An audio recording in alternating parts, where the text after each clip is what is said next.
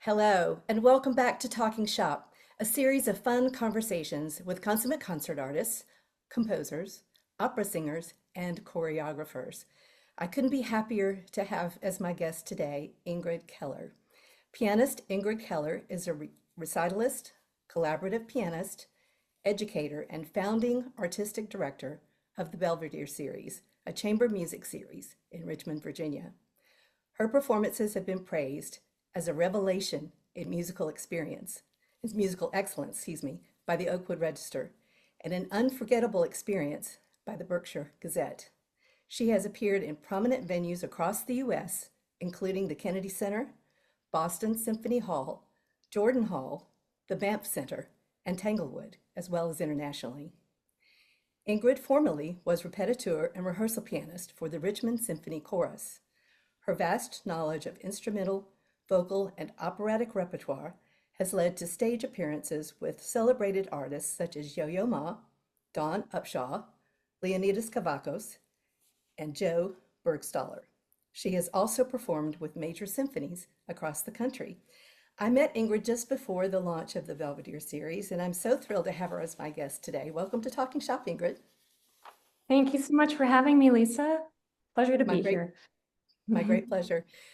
So the first question I ask all of my first-time guests is, what does being a pianist, all the other things kind of folded in, mean to you on a personal level?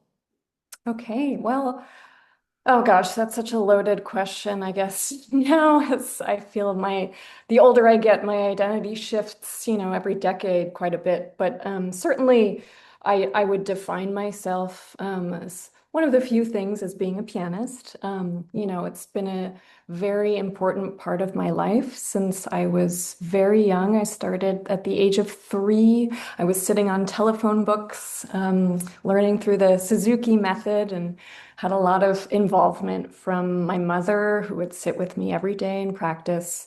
But it's something, of course, that I value so much. And it's part of my daily practice. Every day I make my way to the piano and fills the house with music. And yeah, it's one of my defining things.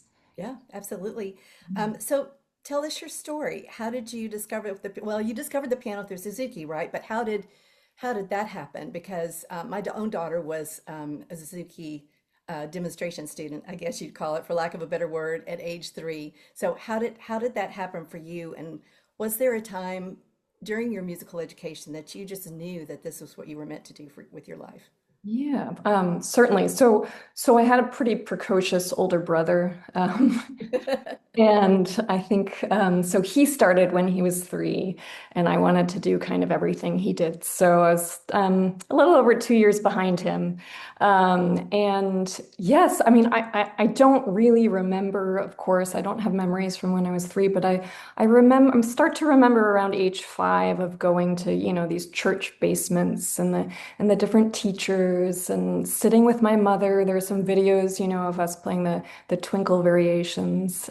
And we're just, we sit there for 20, 30 minutes doing this. And it got to the point where maybe as an adult in my 20s, I took a break from the piano for, maybe a few weeks in the summer. And it was the first time in my life where I had actually taken time away from the instrument. Mhm. So it was like when I say it's part of my daily ritual and routine, I was really taught the discipline, of course, through my mother, and then some really wonderful teachers. So that would probably bring me to there was a pivotal moment. I think, everyone has pivotal moments in middle school. And I certainly wasn't the cool kid in middle school. Far from it. Everyone was doing team sports, and I was doing ballet and piano, and I spent a lot of time by myself. Um, which I like. I'm an introvert, but it certainly didn't help me socially. But we had a teacher, it was kind of, we had gotten through the Suzuki books pretty early, single digits, but I think I was 10 or 11, or actually it was before I was 10. I was 9 years old, and we had a teacher where there becomes a humble moment as a teacher when you say there's nothing more I can do for these students. So my brother and I, we were kind of passed on to the New England Conservatory, the preparatory school, which has an incredible training program. And I so happened to be placed with a teacher that really believed in me. And she was really pivotal in you know, developing technique, imagination, musicality, all the things. And those in those days, YouTube didn't exist. So, if I was preparing for a concerto competition, she would, Chopin competition, she would bring me 14 Chopin CDs to listen to so I could study and listen to these different interpretations in my time in between. And we had 2 lessons a week. Saturdays I spent all day at NEC at the school, and I was taking theory and choir and a piano seminar, and it was a really formative experience. And I think, at the age of 11, actually, I entered my first and last international competition. But I started competing pretty seriously, and I think that experience really um, shapes you. And at such a young age, you're like, wow, like I can really do this. And someone besides my parents believes in me. And I was getting some recognition and good feedback from more than just my teachers. So, yeah, I think around age 11 was probably, I was like, this is something I don't see myself doing anything else right now. But Yeah. also at 11, like, what do you know? But it's such a formative time in your life. I think Such a it's formative time. Yeah. And you're going through all the changes. And I see right, with my right. daughter now, she's about to be 11 and she's obsessed with ballet. And I'm like, okay, like this is, we're going to be at Richmond Ballet now 6 times a week. And, but that was kind of the time. And also like, not being the cool kid in school, it gave me something I felt really good about. Like, in a way, it just kind of saved me from all of that because um, I had something I knew I was good at, Yeah, and yeah. and a confidence, and I really felt kind of like misunderstood.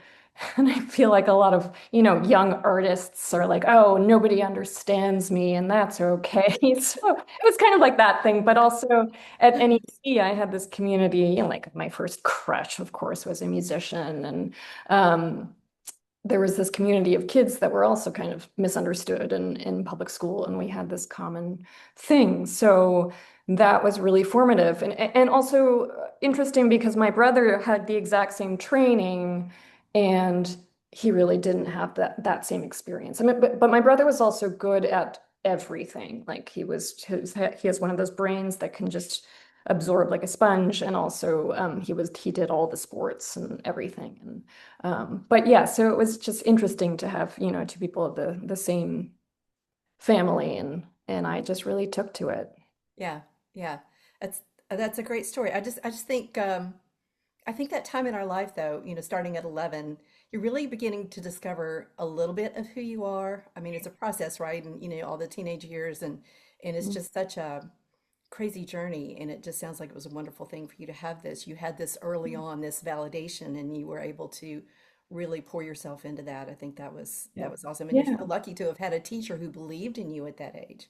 definitely. And I would say, I mean, like, I knew I was kind of like her favorite student, which like that was an uncomfortable place to be too, but also like it was really great. I mean, I looked forward to those lessons so much. And when I say like she really developed my imagination, she, it wasn't all technique. There was so much storytelling that we would do with my first Brahms Rhapsody, or Schumann, and she really introduced me to the great repertoire. And I'll forever, yeah, I mean, forever be thankful to her, of course. And Yeah. and she also actually introduced me to my mentor in graduate school. He was coming through Boston, Menachem Pressler, and we went to a concert in Jordan Hall actually to hear his trio. So yeah, it kind of comes full circle that way. But she's still teaching. She lives in Connecticut, and I still stay in touch with her.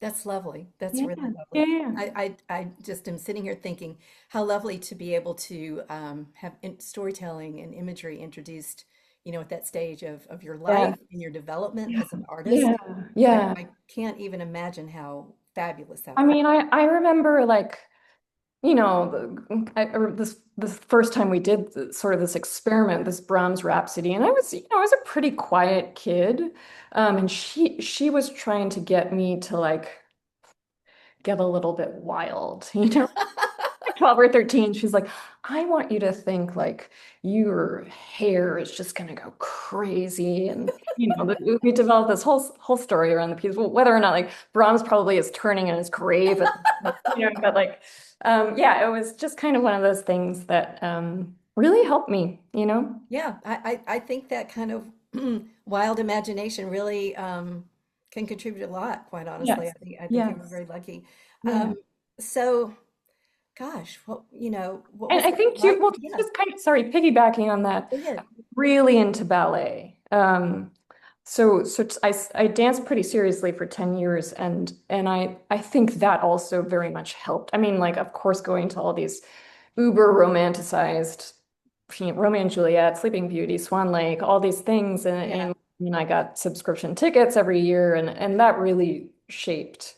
yeah, I would say that they fed each other. yeah. So So yeah, let's veer off and talk just a little bit about your ballet segment of your life. So yeah. when did you begin dancing? And 10 years, especially at that age, is also pretty formative. So let's go a little bit into Yeah. that and how, Well, yeah, yeah. So I started when I was 4, as many young ballerinas do.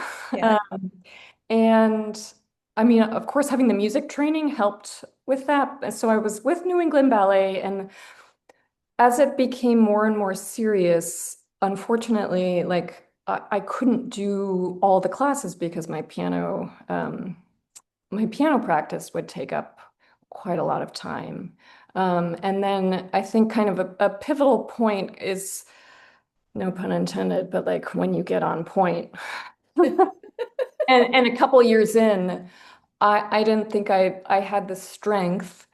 And I really had to make a decision between the two. And that was hard. But I think like the writing was on the walls, and I knew like I was fine as a dancer, but I knew that my real talent was yeah. with ballet. I think like my teenage mind thought it was like cooler to be a ballerina, you know? But yeah, I think once I hit freshman year of high school, I'm like, okay, I can't do this anymore. And I have relatively flat feet. So like you can't change your physiology, So Yeah, so that's the thing. yeah. I see Clara point her feet and she's practicing her splits. I'm like, wow, like where did you get those feet? Nate has even flatter feet than I like, well, you're lucky. Okay. But yeah, and also, the whole perfection thing, which is, it's so hard with girls, especially. So I think I was, you know, we critique ourselves so much. So to have it playing the piano and then looking at your body, I feel like it was probably a healthier maybe direction to go for me to not have, both things coming at me. Yeah, yeah, So that's a lot. But it's I, a I lot. I Yeah. do think dance contributes so much. I mean, I find that true to be true myself. I've been dancing for 13 years now, and even though, at a different stage of my life than yours, I have found that it has just kind of rounded things out for me in a way that I don't think would have happened otherwise. So Absolutely. I mean, and also it just feels really good to move your body it because does. because Absolutely. as a pianist, probably more than some other instruments, like we were really kind of tied to this instrument because we've got to use 10 fingers, 2 feet, like Yeah. there are some Yeah. limitations. And so we have to remind ourselves to move. Yeah. Yeah. And I think that movement also adds a bit to the storytelling and the imagery, and so it all really kind of comes together in that way. Yeah. That's how I feel about it anyway. Um, so, what was it like studying with Menachem Oh Professor? my gosh, I know terrifying. we could spend the rest of the time on that, but I wanted to Like open it. that gate for you. Yeah. So, it was a bit scary because to audition for his studio at that time, so this was, let's see, 2003, I finished my undergrad. So, um, I knew I was going to Indiana for graduate school, but I didn't know I was in his studio because he wasn't actually at my audition. He was performing somewhere, but you had an interview at that time with his wife. So it was completely based on what she thought of you, Wow. which was terrifying. And it was also in the lounge of IU where like people are passing by and it's a busy audition. Oh, And then of course she's like, well, where else are you applying? I'm like, Julia, why would you want to go to New York City? I had to, it was a careful interview. But so I found out the day I graduated from my undergraduate degree that I was in a studio. So it was a kind of a nice gift. And then, I had heard all the stories and I had friends that had studied with him in the summers there. And so I was like, I had my program ready for the first day. And I ended up before that first lesson, I ended up after, multiple hospital visits, realized I had a staph infection in my hand. oh my gosh. Yeah, so I ended up, like I showed up, I like knock sheepishly on his door and I show up with this bandaged hand and he was like, just come to your lesson. I've played with broken ribs before. You'll be fine. Like there's no way that can be more painful than a broken rib. And like there are a lot of nerve endings in your fingertip. I had just had it like sliced open, and Oh my gosh. and Yeah. it's like with the infection, you keep the wound open. So anyway, so I had to toughen up real fast and learn. My parents were German and my mother was a disciplinarian, so it really did prepare me for the tough love and the grit. And but oh gosh, it was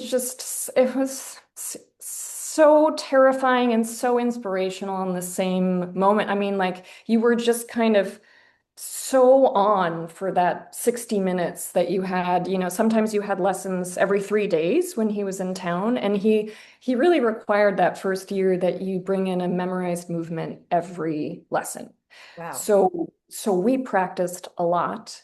Um, he would kind of test your intelligence and cleverness, like if he said, I need you to do this in the exposition, and then we would kind of get to the recap and you would, okay, I'm going to do what he said in the exposition. And then he would say things like, oh, you're not dumb, like you remember to, I mean, and that was kind of, he would put not before a lot of things. He was like, not fast, not loud. You could never play soft enough. And really like the highest compliment was, um, that was not bad. Yeah. And you're You like, knew. oh my Yeah. God. I remember one of my best doctoral recitals. He just comes up to me afterwards. And it was good because I had prepared it with him. And then he was gone for a month on tour. Wow. And he came back and he drove. I met him in the parking lot. I said, my recital's at 1 o'clock today. He's like, oh yeah, okay. So like he had totally forgotten. And afterwards, all he said was, and I had the mental space to take everything he had told me and let it marinate and actually gather some confidence, to make it my own. And afterwards he said, you need to learn how to bow like a diva. Okay. And I would say that tells you a lot. I was like, it's Great. time to celebrate. I love Yeah. it. So that was great. And but I mean, with the German repertoire and French repertoire, like he just, someone once said to me, like, how do you know how that's played? There is no manual. And I'm like, well, Pressler's Pressler was like, this was like the oral tradition. If you look, if the lineage, this teaching lineage back to where he comes from, it's pretty astounding. I mean, like it really does go back to Bach. Yeah. Uh, and sure, like interpretations change and ways of playing, and he did, he really did want his students to have their own voice because he never demonstrated. He sat from his chair and he sang the melodies or hummed it. And Wow. it wasn't great singing or humming, but you knew because his whole body, like, it's hard to explain. He just really encapsulated the music. And he had these, really beautiful light baby blue eyes.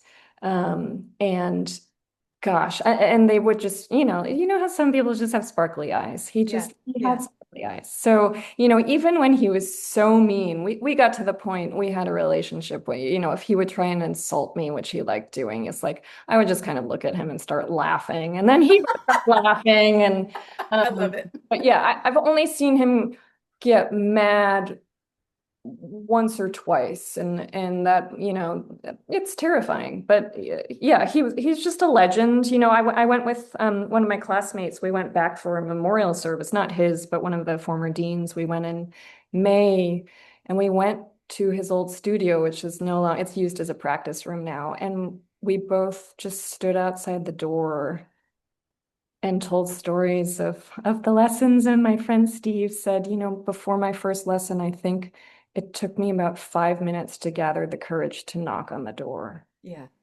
Um, I Yeah. mean, like you would leave a lesson like you had just run a marathon. I'm sure. Sweating, you were like the adrenaline. It was, yeah, it was just I'm so thankful I had that experience, because it really, people talk about the Pressler sound with pianists, and I really think that's a thing.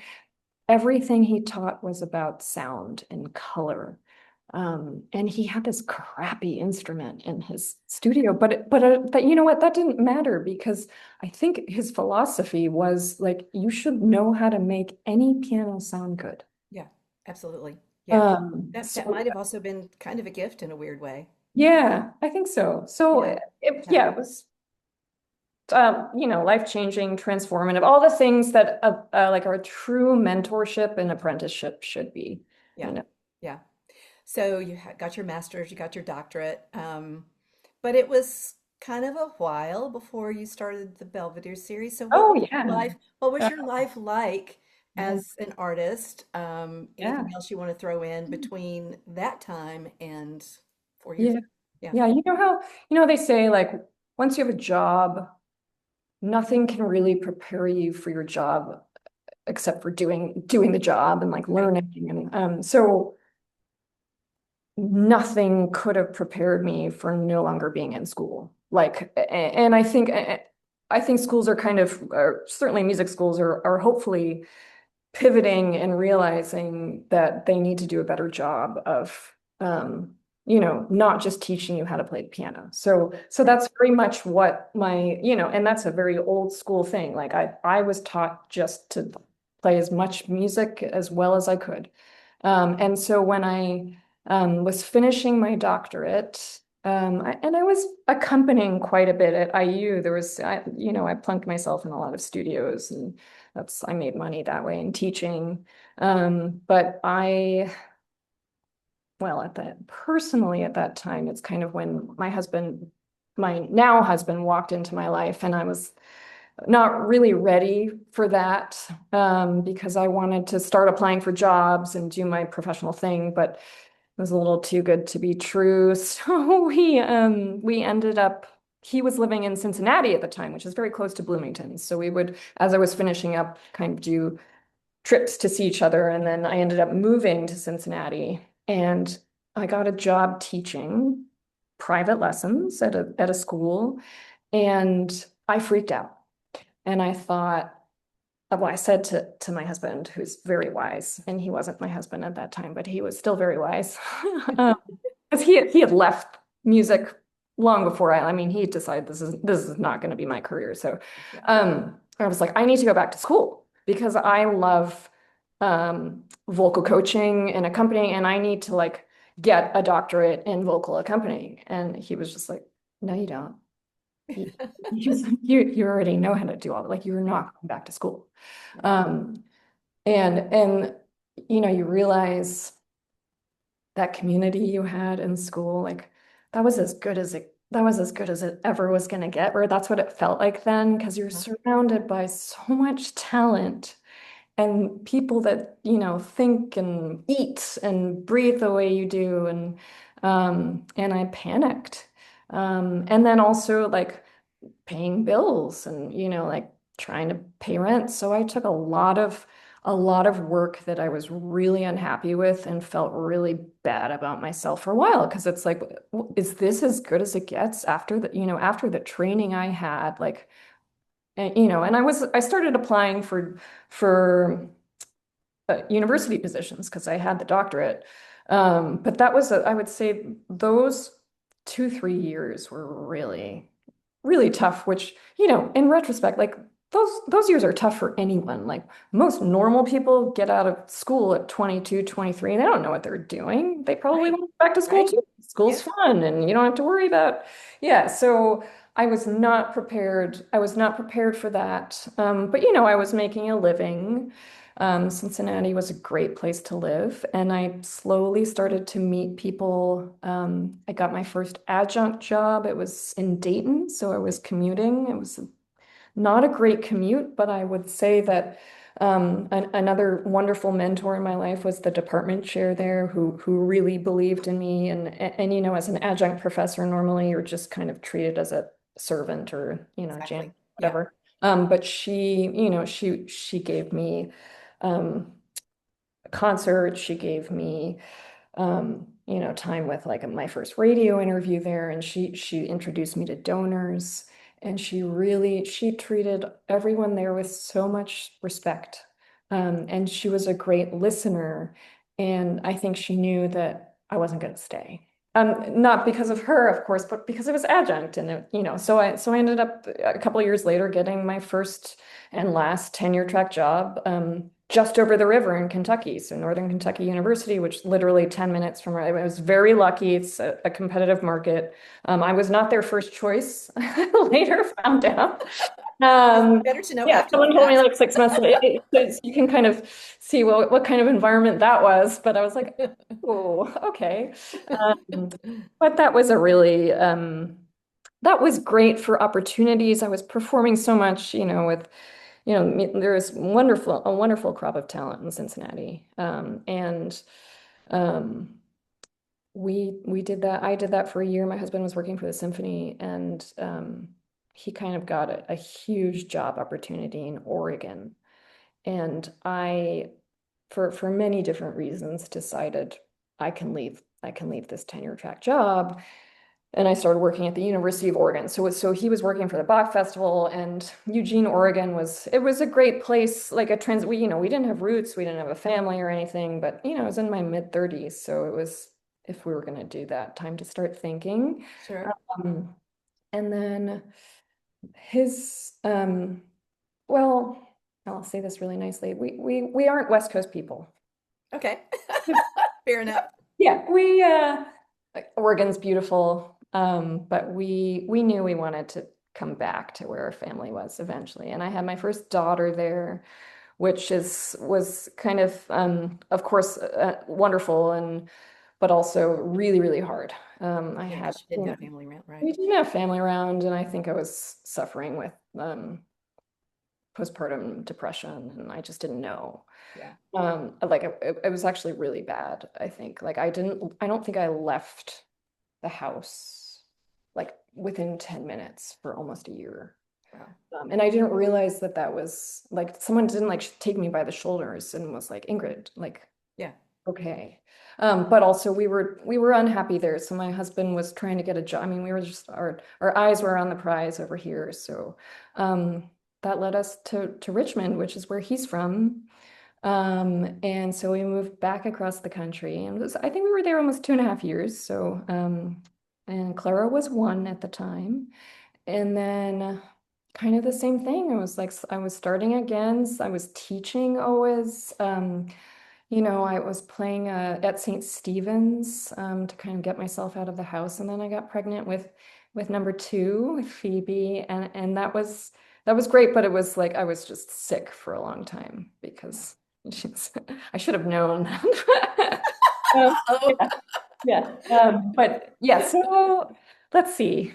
It was about the time. So Phoebe was maybe 1.5 when I auditioned for the symphony job, and I met Aaron Freeman, another amazing mentor and friend, and absolutely. you know, and I was just so thankful to have that opportunity because I mean, she's so wonderful, and it was a great, there's so much of being a musician is like not thinking you like I didn't have those skills, but it's like, okay, we're just putting this in front of you and you either figure it out or you drown, right? Yeah, So learning how to kind of score read and especially the way Aaron rehearses, it was like, can you just take like tenor 3 and alto 4 and bass 1 and then can you do that? And I'm just like, okay. So you figure it out.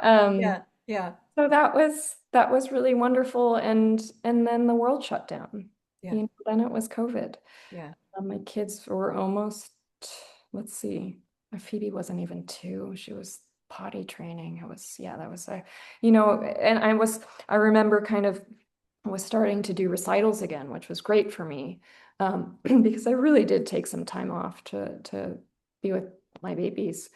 Um, and then the world shut down, and yeah, I think the symphony was doing the summer chamber series, which they do every year, and they had asked me, and I was playing with Skylar Slack, the cellist, Yeah. and that kind of kept us going, and that was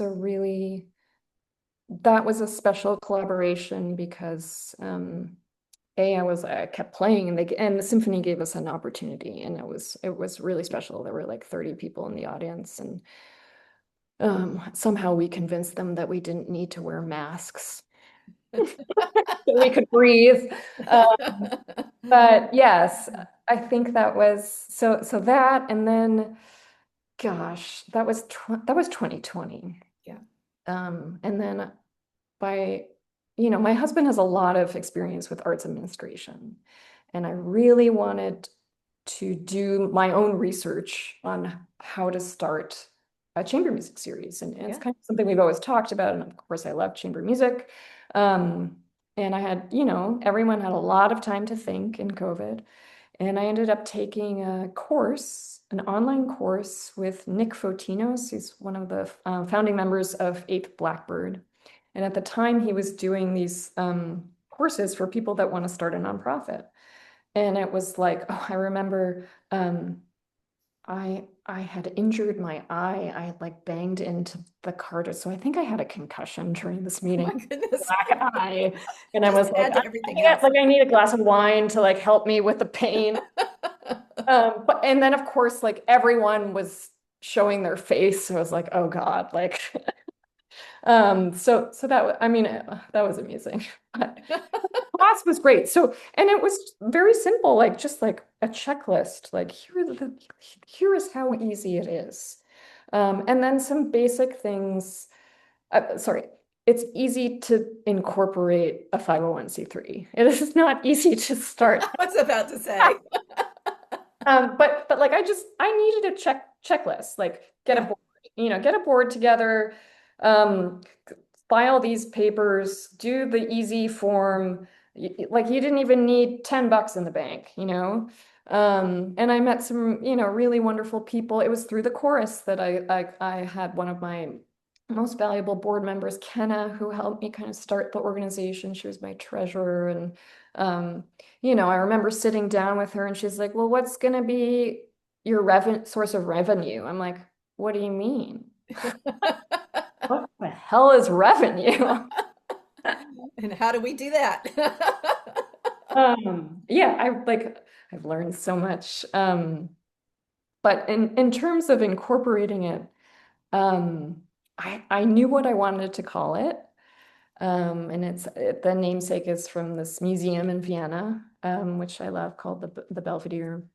It's from the Belvedere Palace, actually. It has a lot of the Klimt paintings. And then I had a few board members, and there was one woman who's no longer with the organization, the board, but Alexandra Grossman, who helped me design the logo and talk about it was more than just designing a logo, it was really like, let's sit down and talk about what you want this to be.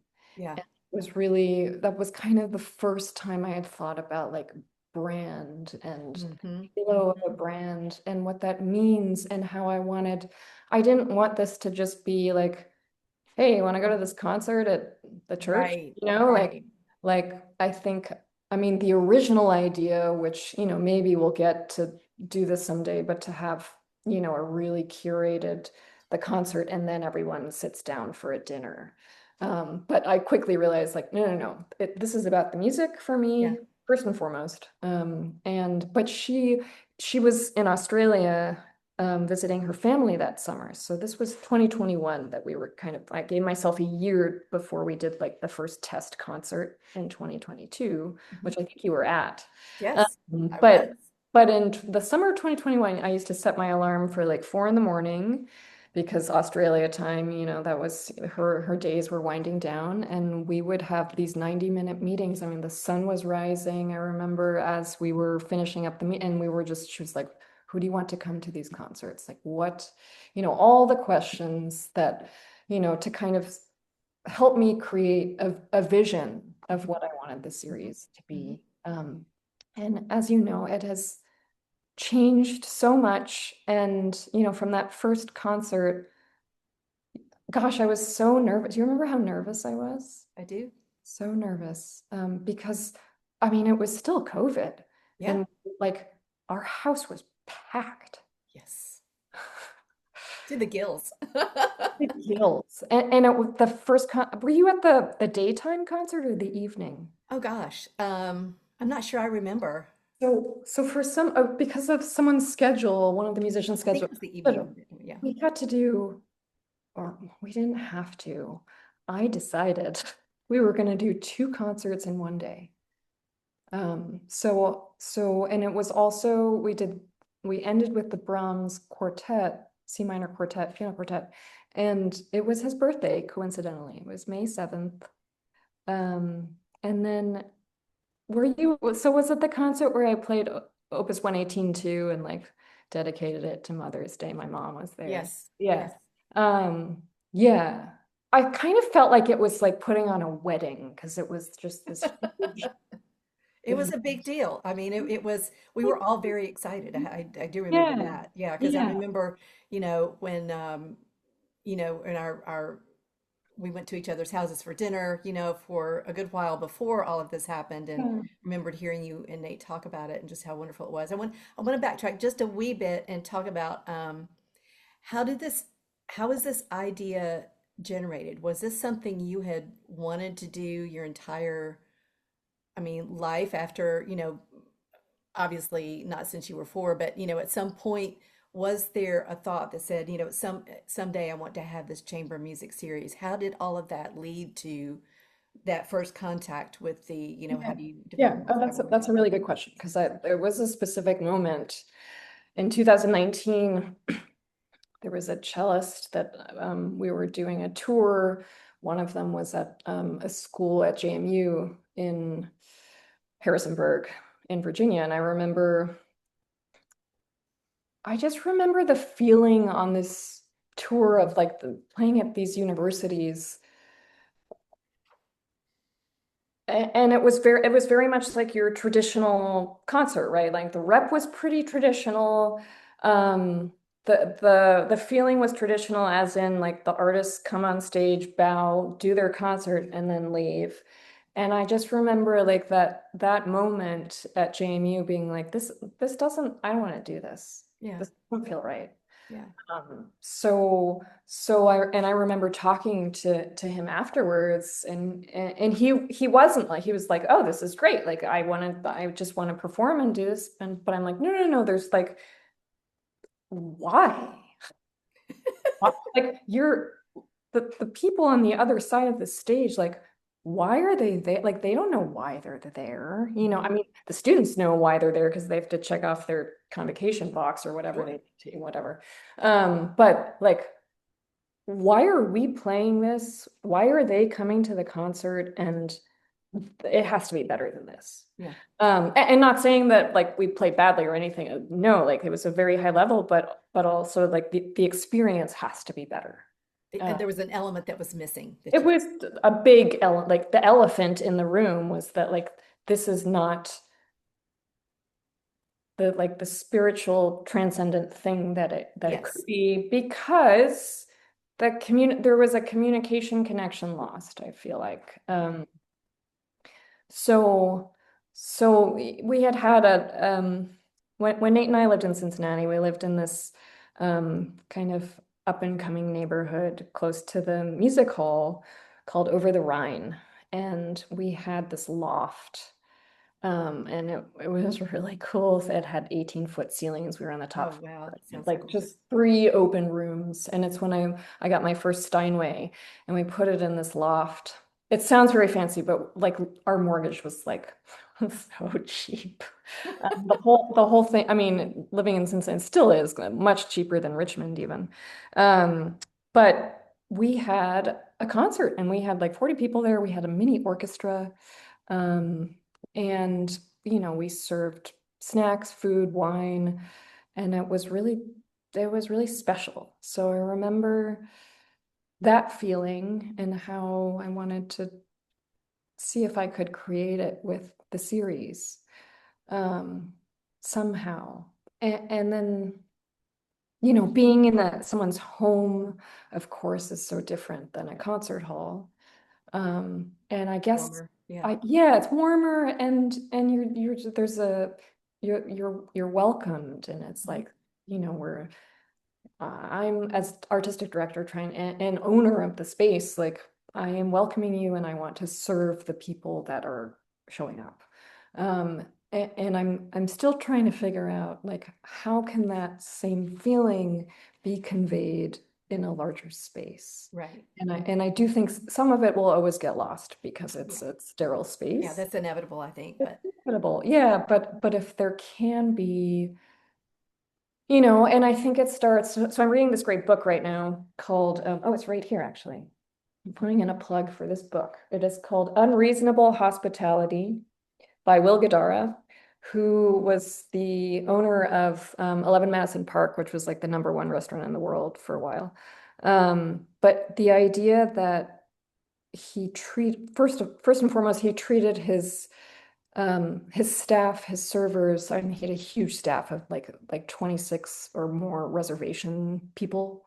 mhm. But they would so treating them like kings, and then how that will trickle down, Yeah. to the customer. Yeah. Um, so So many people don't realize. so many people, well, and so people would call so you make a reservation, and then the reservation team would call you and ask you, how can we make this experience more special? So for example, there was one couple or family, I think, that came in and their beach, it was snowing, so that there was a storm, their beach trip was canceled. So they ended up kind of recreating um, the experience of what it would be like with a beach. And there was they found out that the guy really liked Bud Light, so there was like a bucket of Bud Light, and they took them out in their cars after the restaurant closed for like a big snowball fight in Central Park. Like, I mean, and like so going above and beyond, and those are kind of wild stories. But I think the idea, as a leader of this organization, that treating, so often musicians are treated like servants. It's different, I think.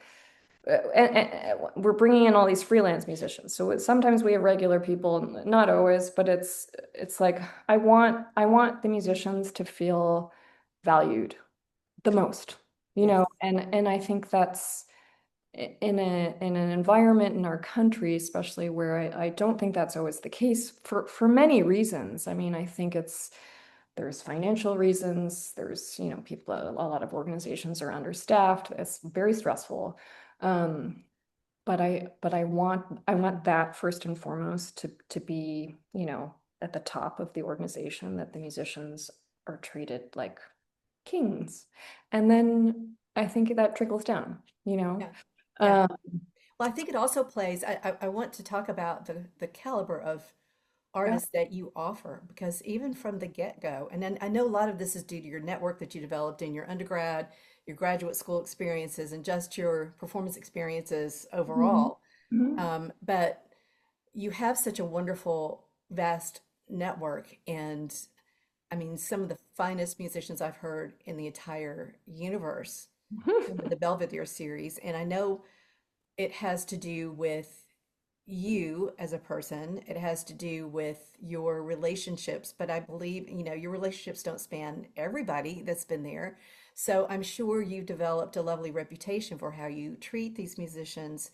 And it just, I think you've succeeded phenomenally in making it a fabulous experience for everyone. And as far as the audience is concerned, that spills out into the Sure. audience. I know I'm a musician, okay, so I know I'm a pianist even, but I can even feel the electricity and the energy from the stage. It's not necessarily, it is, but it isn't a stage in your home, but um, it's just there. There's a connection when everyone starts coming out. It's just like, okay, here we go. This is great. So I just want to, I mean, I've been so privileged to be in on the ground floor of this thing from an audience perspective and a friend perspective, and also to see how beautifully and phenomenally you've grown this thing over 4 years. That's incredible. I mean, to know what your budget is now, to see the things that you're doing, the halls that you're filling, they Mhm. get they get more capacity Mhm. each Mhm. season, Yeah. and it's just wonderful. And so yeah. Yeah, I will say also our we've had ticket sale, like our pre-sale for next season has it lasted a week, and we just opened up tickets to the general public, and we've got 5 tickets left for our season opener. That's fantastic, congratulations. Well, and we have a little bit of our season is limited because we're kind of saving up for the festival. Sure. But I think I never thought of myself as an entrepreneur. Um, but I think I'm certainly thinking about this from different angles. I think of it kind of as like a nurturer and creating this hospitable place for musicians and for our patrons. I also am thinking of it as a business, and I think any good business leader um, realizes, well, nothing's ever going to go as you plan it, True. and learning to shift quickly is something, but also learning to shift and being willing to shift, further down the road and to try new things and to, I once I had a board member who wasn't a board member for very long, but when we decided to do that first concert in a larger concert hall, like there were so many reasons behind that. And, I get a call the week before the concert saying, I just think this is a really bad idea. And your whole brand is built on, at that point, like we'd had like 6 concerts. So whatever the whole brand was, but it's built on, this intimate salon. And I'm like, well, first of all, you complaining about this the week before is not going to help anyone Exactly. because it's happening. Yes. And afterwards, he said that was transformational. Yeah. You know, Yeah. and also, and the reason of like trying this new venue, different people want different experiences. Yes. Also, not everyone is comfortable going to a home unless a friend invites you or a friend, there are a lot of reasons. I can't fit a string quartet comfortably in my house. There were so many reasons of going to that venue, and the acoustics were stunning and everything, but also like, as our festival's around the corner, collaborating with businesses in the city. I mean, I think it's important to get more of the community involved and to share the music. And I don't, it's already such a niche thing, chamber music. Like Yeah. I don't want it to be just in this tiny corner of Richmond in this Yeah. house. You know, I Well, want. and you've I think no series can survive. Definitely no series can grow like the Belvedere series has grown with 50 people at a concert consistently. Yeah, So, you know, yeah, that's another plausible and very valid reason. But I yeah, think you've done a great job of transferring at least a good bit of that intimacy, because, you know, again, that same energy comes from the stage. These are yeah. professionals, Mhm. you know, that are award winning and you know at the top of their careers. Not to say that that's all they're going to do, but you know they're extremely high level. So Yeah. Yeah, I mean, I was sitting at the back of St. Stephen's in March when Owls came in, and I was like, this is the most amazing thing. yeah, yeah, Such a, you yeah, know, yeah. it's fun for me to sit at the back of the I halls can and imagine you can see the audience reaction and yeah, everything. like Yeah, I mean, and I yeah, remember sitting at that first time we were in Ryan Recital Hall and we did for Claire to Nacht, and it was really, I felt good. yeah. Okay. Well, in the last few minutes, let's explore. But tell us about the festival, how you came up with that idea. I just think it's such a marvelous Hmm. thing, very unique, and Mhm. you know, Yeah. really going to put Belvedere and Richmond on the map even more so. Yeah. Gosh. Well, logistically, I know it seems crazy to do a festival, but I actually think I was getting a little burned out of doing a concert every month and kind of, bringing in I was just kind of like reinventing the wheel every month, right? So, um, my idea was to consolidate some of these people and we're gonna, we'll bring in our festival musicians and then kind of a headlining quartet at the end. But so consolidating it in a week, um, and just thinking of the music and all these different events we're putting on across the city as a celebration. People's faces always kind of light up with festivals. So when we moved to Oregon in 2000, gosh, when was that? 2012, I think. Um, we were we were we moved for the Oregon Festival. So for my husband got a job there, and you know, seeing how that works. And we were always kind of around summer festivals, like Cincinnati Opera has a big, it's not a festival, but it feels like a festival in the summer. But just kind of seeing how the festival format works, and the excitement around it, of having all these different events within 2 weeks. So I think we both learned a lot.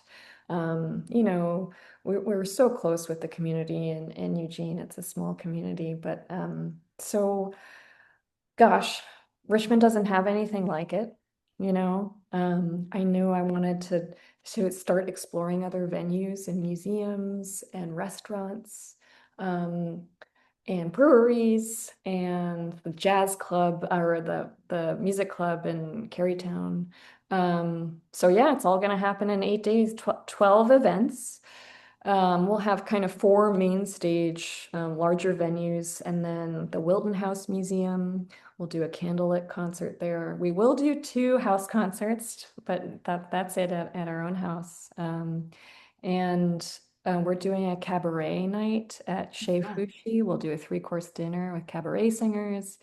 And then, gosh, what else? We will have a jazz trio come in.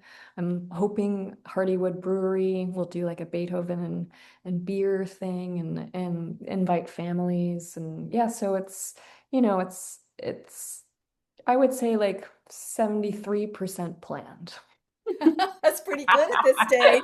Yeah, That's well, that's remarkable. we're less than a year out. And normally at this stage, I'm like, okay, what's 27, 28? What's 28, 29 looking like? I'm like, nope, I can't. Can't go there. Can't Yeah. go. So it's a tremendous amount of work. I have a great staff helping me, and we'll beef up for the festival.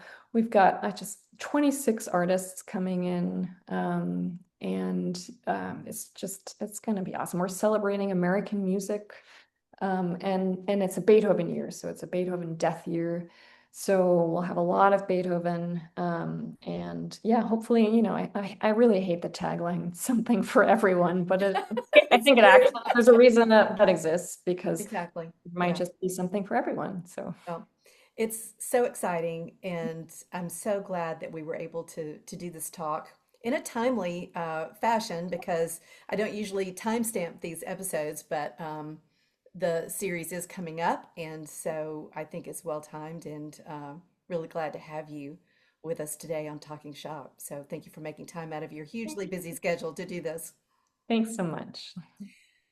So, thank you again for listening to this episode of Talking Shop, and we'll see you next time.